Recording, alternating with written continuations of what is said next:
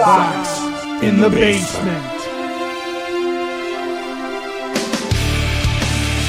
What do you say about the Luis Robert Jr. trade after it's been a day or so? And I've been thinking about this. I had to drive down to Champaign with my daughter. We went to a concert last night. I got a great story about it later on in the show. And I had to drop her back off at school and then came back up today to record the show. And a lot of people ask me, like Sox Nerd, who's going to be on the show later on doing his tidbits and trivia nuggets, and he'll probably have stuff on Robert Jr.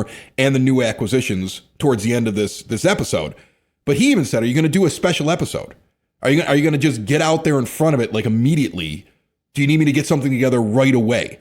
And I was like, no, I'm not changing the release. And to be honest with you, I need a day to marinate on this. Right? Like yeah. I need to take stock of this move. You can have a knee-jerk reaction, but let's really think about what's going on with the White Sox. And I'm glad I waited until just now, Ed, because a day after this trade occurs, where you get back two prospects essentially from the Mets for Luis Robert Jr., and they're taking on the entire $20 million. You get incredible perspective from Scott Merkin speaking with Chris Getz. Merck is the beat reporter for MLB.com for the White Sox, and he had all kinds of stuff from Getz, the general manager. But the one thing that really stuck out, Getz was really excited that he had payroll flexibility now. And that also came out on CHSN. Like they're all sitting around, they're like, there's payroll flexibility now because they've cleared this $20 million. And they've already used it on Lamont Wade Jr., folks. But here's that's it. That's all they're going to use. No. But here's the thing. You can see Getz in video that I've seen of him. He's giddy. He's excited. He gets to do stuff. In fact, reports 24 hours after the trade are that they've made phone calls to teams and they're looking into trade possibilities and they're kicking the tires on free agents. And CHSN is putting up like a list of all the different guys that are still out there in free agency that haven't been signed yet. And my reaction to all of that is, one, I have a general manager who is super excited that he gets to do something now with that $20 million. But two, there could have been payroll flexibility in November if his owner didn't suck.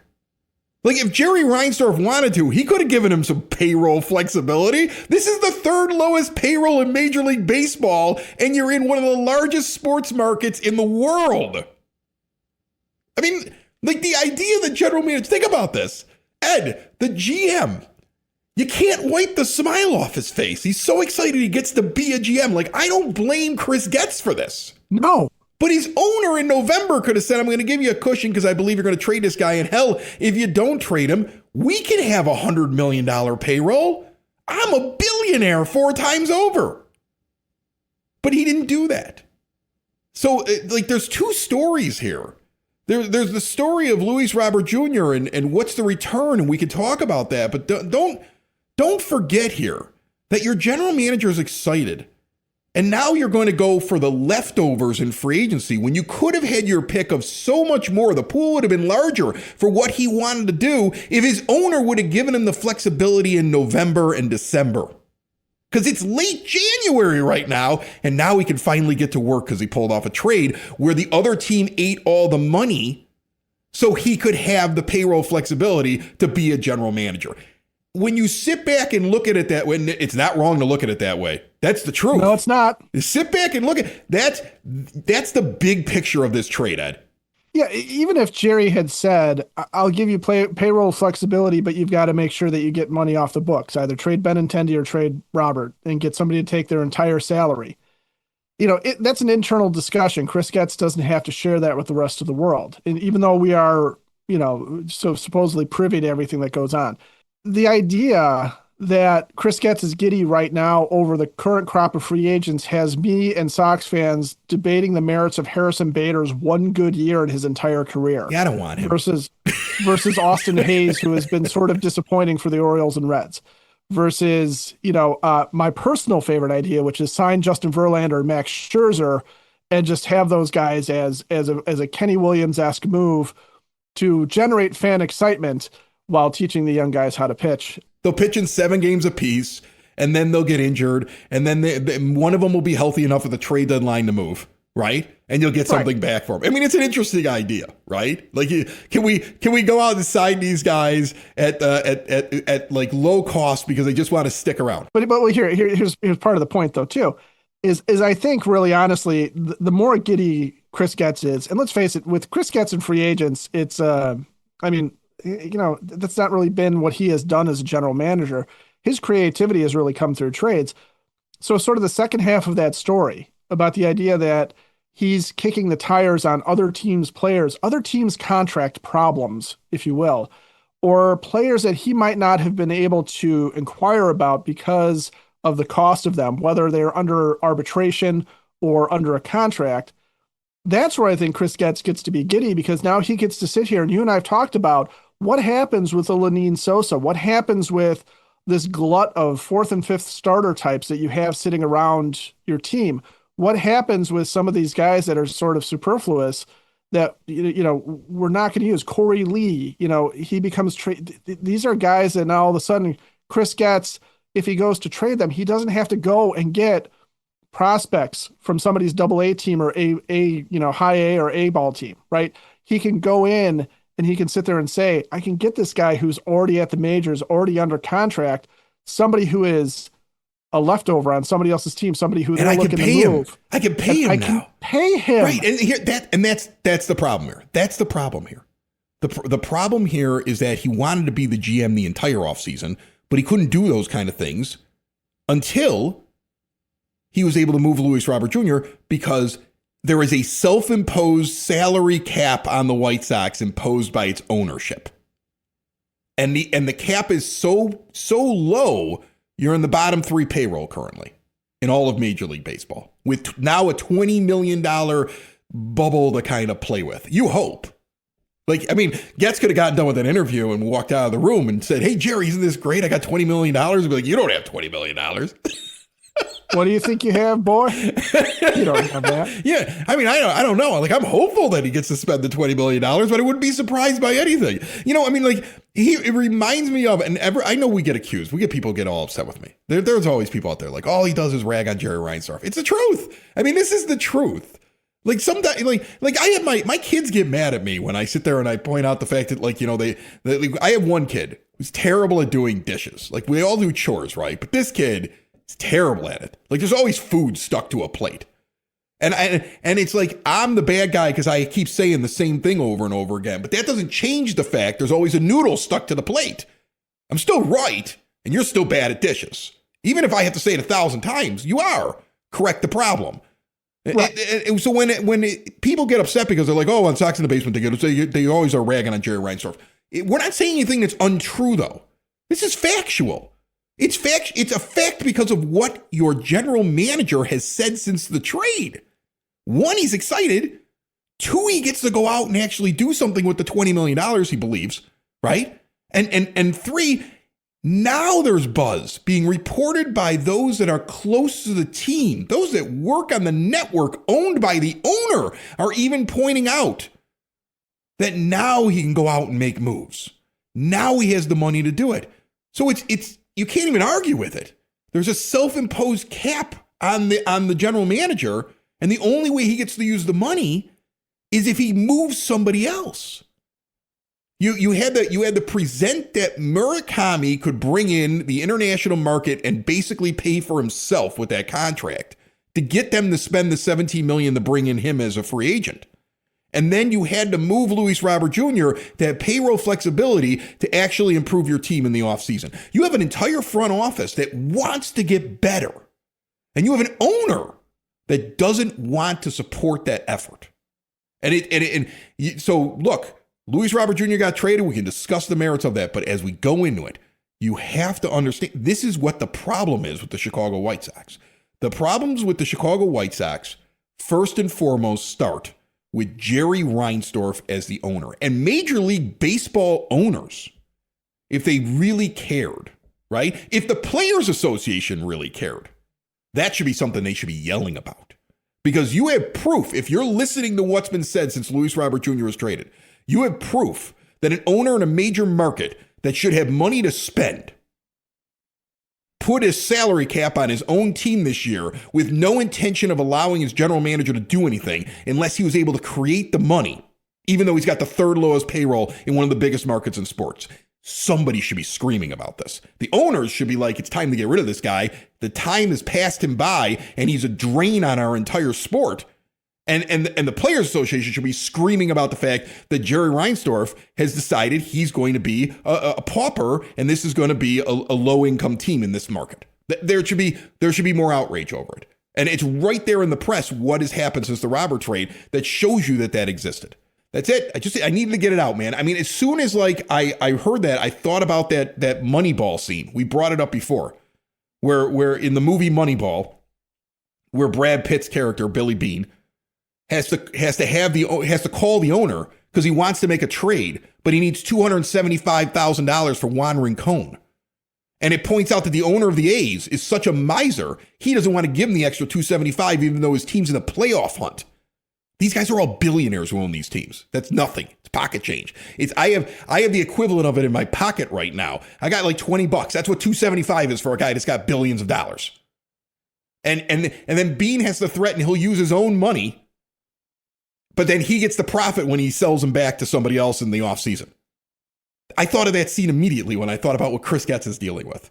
That's what Chris Getz has to do in his front office right now, folks. He's got all these guys, and he's got all these guys. Well, he's improved the front office. He's changed the international scouting thing. Like, he's doing all this work within this structure, and he has to have conversations like that, which is absolutely insane to me. Okay, let's get into the trade. Before we do that, let me talk about Window and Door Superstore of Oak Forest. For exterior windows, doors, patio doors, and storm doors, look no further than Window and Door Superstore of Oak Forest. No high-pressure sales. They're not in your kitchen. They're not on your couch. They're not disturbing the pets and the children. Instead, you're going in, you're seeing them in their showroom.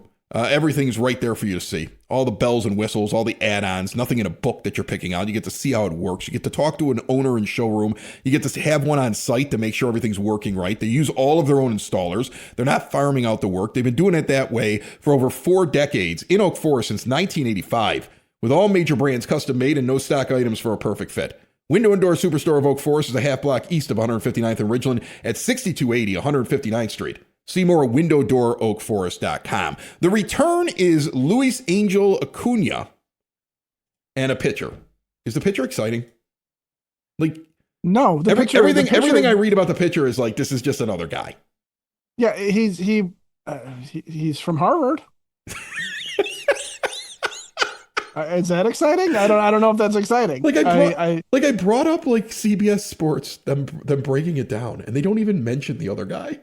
No. I mean, this is practically a 1-for-1 trade. It's a deal for Luisangel Acuna and a guy who was selected in the 12th round that maybe they could find something. Watch him be good, and I'm just poo-pooing it. But let's talk about Luisangel Acuna real quick, can we? Right. All right. First of all, Chris Getz is able to get all $20 million now to play with. Good for him.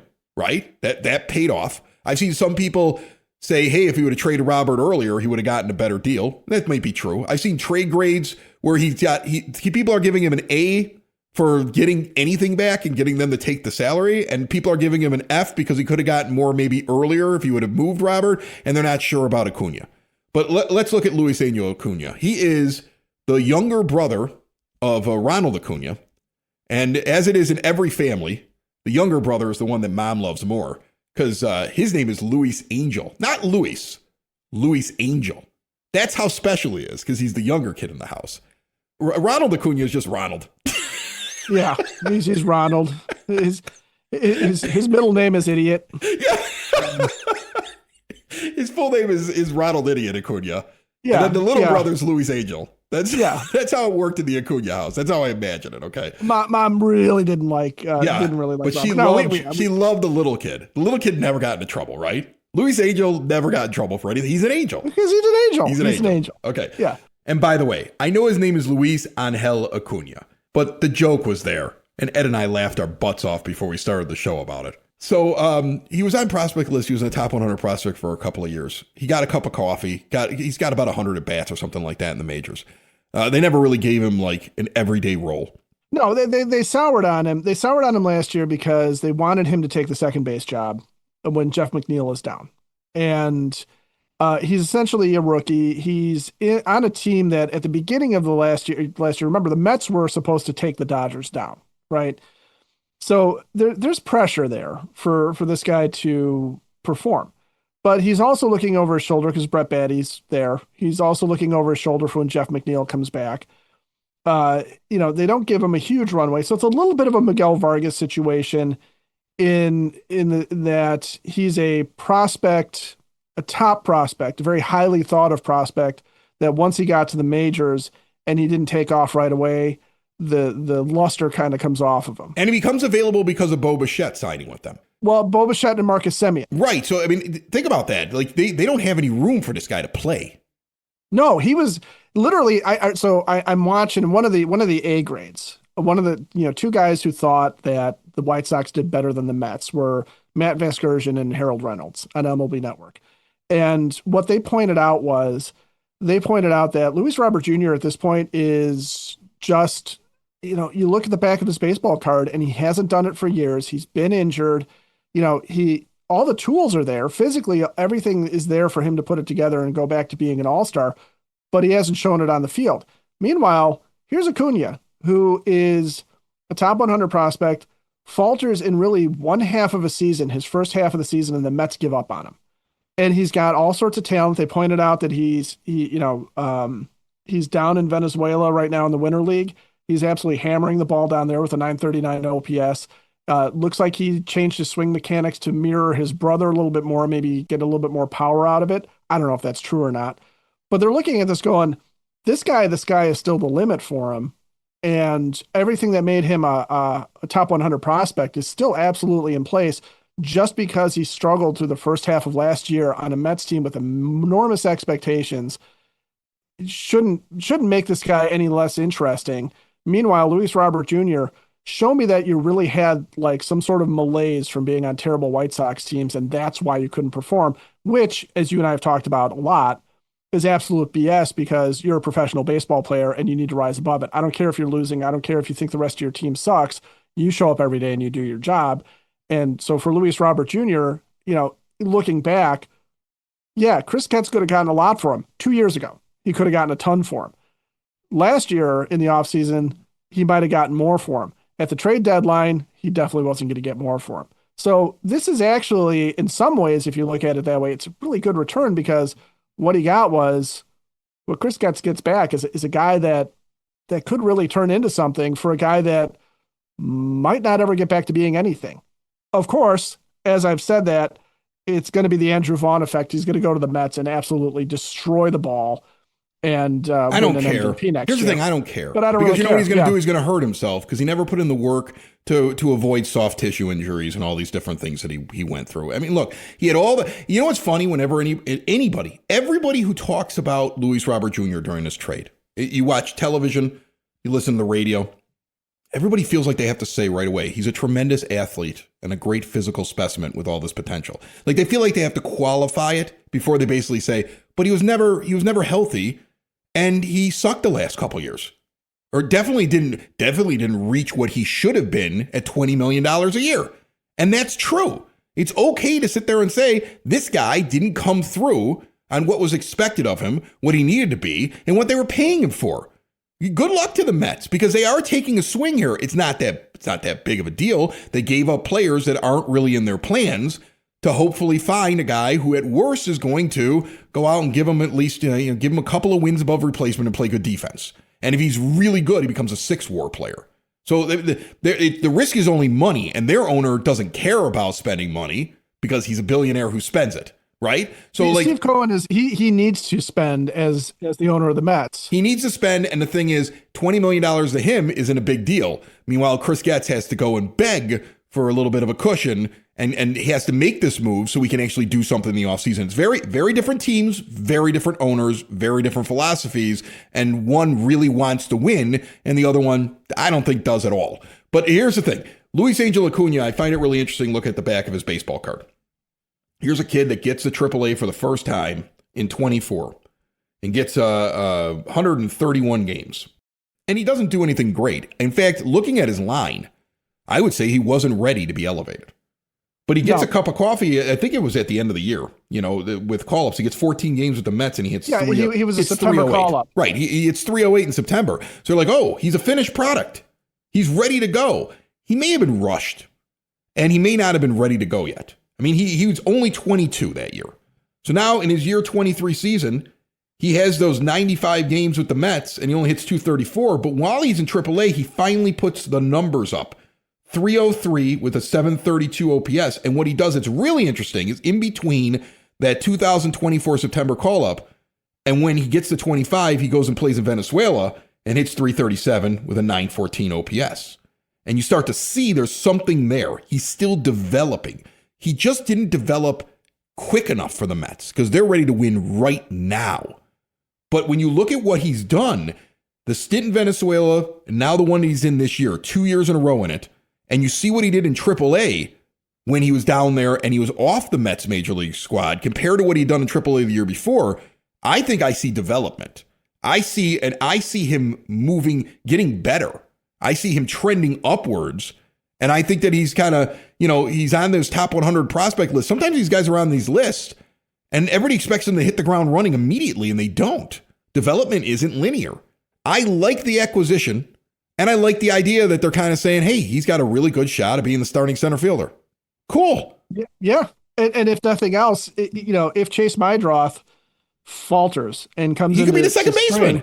He could be the second baseman. So you've got flexibility. Or he can play shortstop. He can play shortstop too, and so can Meidroth. So if Vargas has a rough first half and they go, okay, he is what he is, those really good months don't outweigh the poor months, he can move into the infield if somebody And it sounds like what the Sox want to do is they want to go get an outfielder. Like that seemed to be what Getz was saying. Need one. I don't know who he's adding, but I mean he may go out and find himself an outfielder to add onto this team. And I think that they're going to go out and they're going to get a starting pitcher. I think at this point you don't need to go after the Griffin Cannings anymore. You can actually go get a real starting pitcher that's going to, eat 200 innings and be a veteran presence inside of there where your team knows every 5 days they're handing the ball to a guy who's going to give them a shot to win. And you can add that to Shane Smith coming into this next year now and hoping that he's going to continue what he's doing and hoping that Davis Martin continues to improve. Then you start to make things look a lot better. You add a starting pitcher like that in there and you find yourself an outfielder with this $20 million, everything looks so much better. We talked about it in the last show. Everything looks so much better if your offseason isn't over yet. And now it sounds like it's definitely not over. So that's what I take from this trade is that my fear from the last episode that the offseason could be over. It's not over. No. And luckily it's not over. The reasons why it's not over may vex me, right? Because if you don't make this trade, it sounds like it would have been a lot harder for him to go be a general manager and finish what he wanted to do this offseason. But at least he was able to do it, right? So that's what gives me positivity off of this. I'm not worried about what Robert Jr. goes and does in the future. All right. He was oft injured. Good luck to him. He did not match the contract. Good luck to him. I had all the hope in the world for him. The bar had an original Luis Robert Jr. painting that was sent to us by Tom Paints. You can find him on Twitter. It was a really nice gift that he sent us from the studio. It hung up here the entire time. I got a Luis Robert Jr.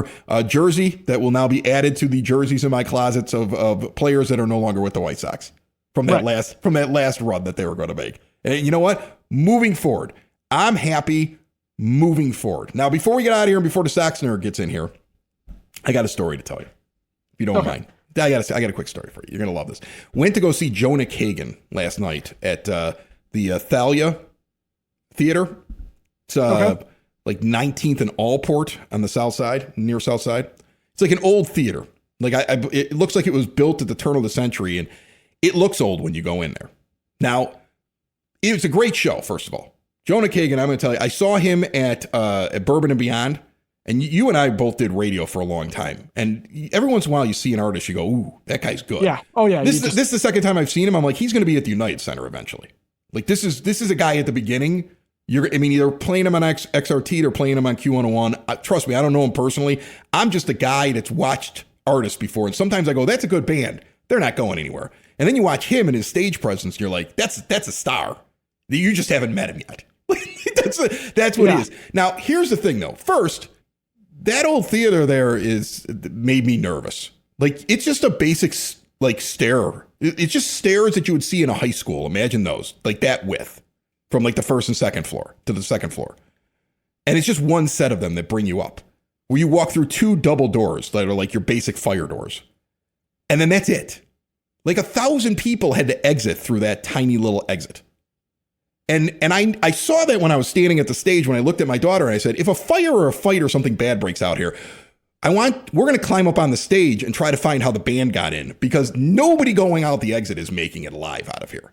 Like I maybe I missed something, but I saw no exit signs. There were like no other doors except that one way out that was marked inside of this place. Like I get that you're like, you're trendy and like it's an old timey theater and stuff like that. But I was like, whew, man, I really hope everything goes well here. And I can't wait to get out of this because I'm feeling a little nervous inside of this place. The other thing, though, about it that was amazing, and then we'll get to the nerd. They had something I've never experienced before. And trust me, this is not me judging. This is a first-time experience for a 48-year-old man. I went to the bathroom, and they got a sign that says all gender bathrooms. And I've seen these before, Ed, right? Where like you're just sharing like a single-use bathroom. Right. So this woman walks out of the bathroom, and I go, okay, it's time for me to go in, because this is an old theater. There's no way that this is a giant bathroom. Why would that happen? And I walk in. Now, some of you may have experienced this before, but this was a full-on bathroom with like 15 urinals and like 20 toilet stalls with doors. And half of the crowd in there were men. And half of the crowd in there were women. And we're all sharing the same sink, and we're all in the same room. I've never seen anything like this before in my life. Maybe I'm just repressed. I've never seen this before. Look, I did tell my daughter, I was like, I wouldn't use that. And here's why. This is why. It's so poorly designed, Ed. It was the most poorly. If you're going to do this, if you're going to experiment, if this is what the new world is, and you're going to experiment at this, for God's sake, put the women's area near the door. Instead, it's designed, and it looks really new. So this is not like it came that way in the theater, right? Like this is a new setup, right? You have to, if you're a woman, you have to walk through where the men are all going to the bathroom. Imagine this. Imagine being a woman. Guys don't care. Trust me, most guys are not bashful, right? And that's really the problem. Because a woman walks into this bathroom at this theater, at the Thalia Theater. And as she walks in, to her left are like 15 urinals. All the guys are going. Now, men, you know what that looks like. They have these saloon doors, but if the saloon doors pop open, as they're constantly doing as people are walking in and out, you can see everything in there, right? Now, let's say she says, I just won't look to the left. Well, if you look to the right, there's a giant mirror. So no matter where a woman looks as she walks into this bathroom, there is a sea of wingers to be seen. Oh, no. I'm not kidding. I'm sorry. Like it's everywhere. She has to walk through it to get to where she's going to go to the bathroom. You just got to walk through all the peen to be seen in order to take your... Right. Yeah. You have to walk through all the men. So the women that come in have to walk through the men. And I know there's some tough girls out there to be like, I don't care. All right, that's fine. Some people care. Like, I got big. I told my daughter, I'm like, look, I just want you to know that's what their bathroom setup is. And you got to walk through the men to get to go to the bathroom. And she's like, I'm going to stop drinking right now.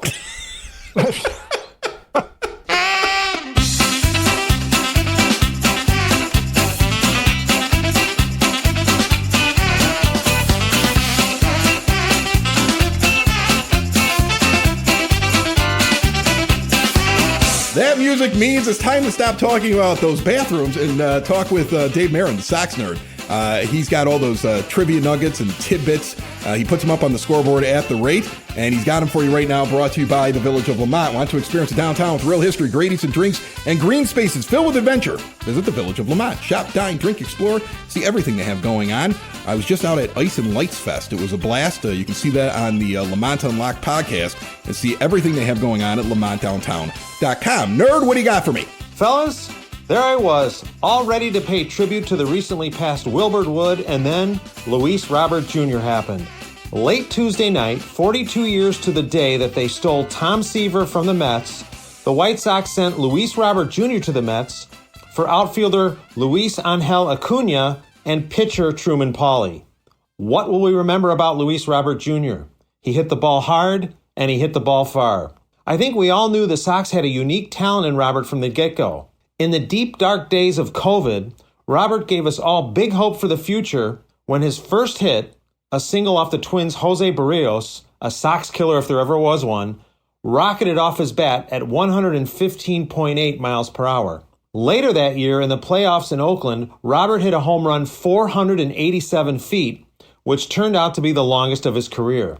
He recorded the Sox' longest batted ball in 4 of his 6 campaigns with the team, and he recorded the Sox' top exit velocity in 5 of his 6 campaigns on the South Side. Robert's hardest hit ball was a 117.8 mile per hour lineout on August 22, 2022 in Kansas City that was gloved by Royals shortstop Nicky Lopez. The moment to me, though, that is the microcosm of the Luis Robert Jr. era on the South Side came in 2023. There he was, looking so dangerous in his Sox yarns as the number 1 seed at MLB's high-profile event, the Home Run Derby, the night before the All-Star Game, where he was the Sox lone representative. This was his time to shine, and he did. Robert clubbed 6 of the Derby's longest homers, including a 484-foot shot, in finishing second to fellow Cuban Randy Arozarena. No shame in that. The high of having this Adonis of a 5-tool player on the Sox was quickly deflated when Robert sat out the All-Star Game because he tweaked his calf during the Home Run Derby. Because of course he did. Robert was really never the same after that. He experienced a second-half drop-off in 2023, and then came 2 disappointing injury-plagued seasons that have brought us to this moment, making Luis Robert Jr., All-Star, Gold Glover, and Silver Slugger winner, one of the great what-ifs in White Sox history. More on Robert's departure. All traces of the Sox 2021 playoff team are gone. Pitcher Davis Martin is now the longest tenured member of the White Sox. He made his major league debut for the Sox on May 17, 2022. The longest tenured Sox position player is Lenyn Sosa, who made his major league debut 37 days after Martin. 2026 will mark the first time since 2019 Luis Robert Jr. won't be in center field for the Sox on opening day. The last center fielder other than LRJ to start on opening day for the Sox was Larry Garcia. Before I get to my zinger, let me remind you, all of my 2025 player reviews are posted, and I am posting birthday updates, a daily Sox list, and almanac items on Twitter and on my WordPress blog, which you can link to at soxinthebasement.com. My zinger, hey, the White Sox have another Hall of Famer. Tuesday's voting by the writers made Andruw Jones the 39th player or manager with Sox ties to reach the Hall of Fame. Jones played for the Sox in 2010, making him the last Hall of Famer to appear in a game for the Southsiders. Prior to Jones, that distinction belonged to Jim Thome in 2009. By the way, the last Sox team with more than one Hall of Famer was the 2008 club with Thome and Ken Griffey Jr. The 1926 Sox had the most Hall of Famers with 6: Bender, Collins, Faber, Lyons, Hooper, and Schalk. That's it, guys. Probably more than you wanted to know about LRJ, exit velocities, and of course, Larry Garcia. And next week, I'll pay tribute to the late, great Wilbur Wood. Sox in the basement. Sox in the basement. Sox in the basement. Sox in the Basement. Heard everywhere podcasts can be found, and always on soxinthebasement.com.